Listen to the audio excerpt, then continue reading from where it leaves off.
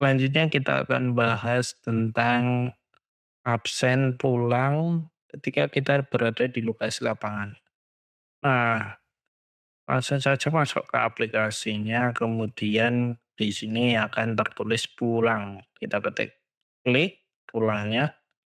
Nah, kalau kita berada di office kan langsung bisa ketik ini, terus pulang. Tapi kenyataannya kalau kita tidak ada di office atau kita sedang melakukan tugas lapangan, dan sudah waktunya jam pulang, kita ingin langsung pulang saja tanpa ke office, tidak bisa langsung klik pulang. Dia akan error.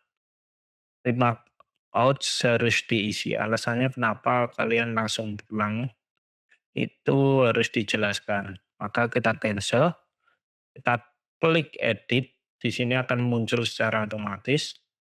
Nah, ini kita klik out, maka dia akan otomatis di sini untuk menyuruh wajib, wajib diisi. Jelaskan kenapa kamu di luar.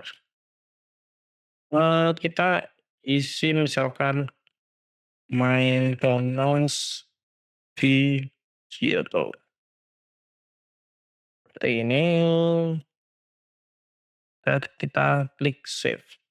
Nah, dia akan otomatis menandakan kita sudah pulang.